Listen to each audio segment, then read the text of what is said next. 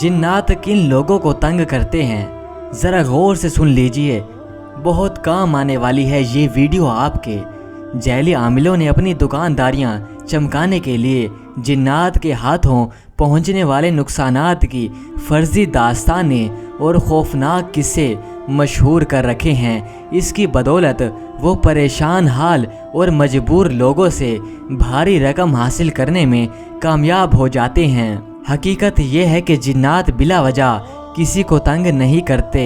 अमलियात के मैदान में साले साल की ज़ाती तजुर्बात की रोशनी में मैं इस नतीजे पर पहुंचा हूं कि सिर्फ 4 ऐसी वजूहात हैं जिनकी बिना पर जिन्नात इंसानों को परेशान या नुकसान पहुंचाने की कोशिश करते हैं।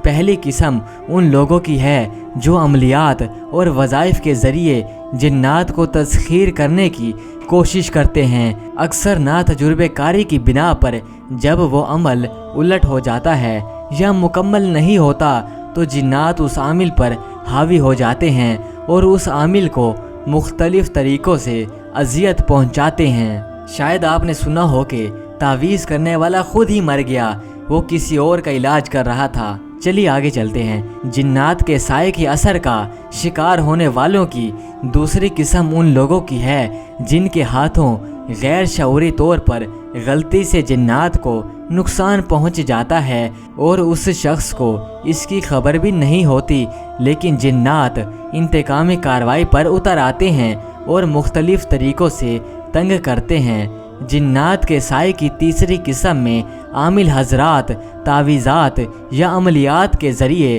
किसी को नुकसान पहुंचाने की खातिर जिन्नात की ड्यूटियां लगा देते हैं, तो जिन्नात हर तरह से परेशान करते हैं और आसानी के साथ पीछा नहीं छोड़ते।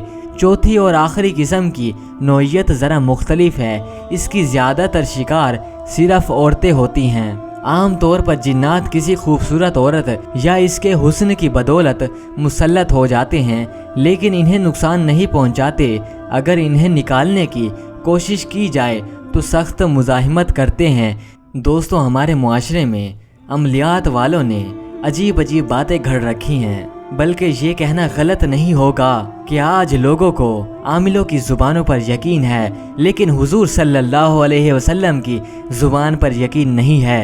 एक तो लोग वहम के मारे होते हैं, कुछ हो ना हो ज़रा से अल्लाह ताला की तरफ से कोई मुसीबत आए तो ये समझते हैं कि फ़लाँ ने कुछ कर दिया है। अल्लाह के बंदो, जो मुसीबत आती है वो अल्लाह ताला की तरफ से ही होती है। वो एक शख्स जा रहा था, ये कह रहा था कि जो करता है अल्लाह करता है, अल्लाह के हुक्म के बगैर कुछ नहीं होता। तो एक शख्स ने पत्थर उठाया और मार दिया इसको।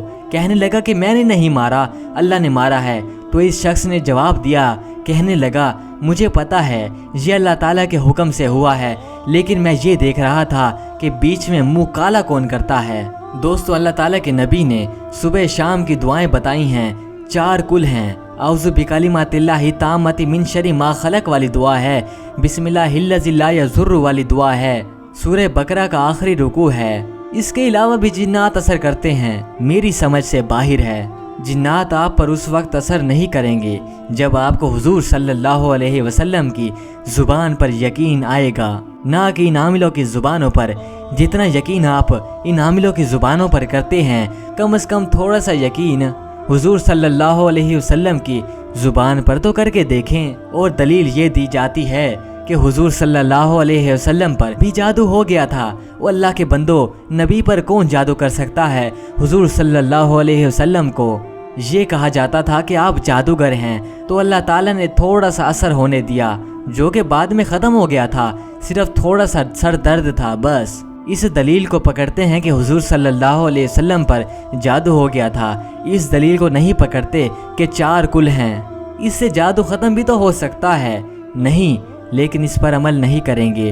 आप कभी 4 कुल का तर्जुमा तो पढ़ के देखिएगा।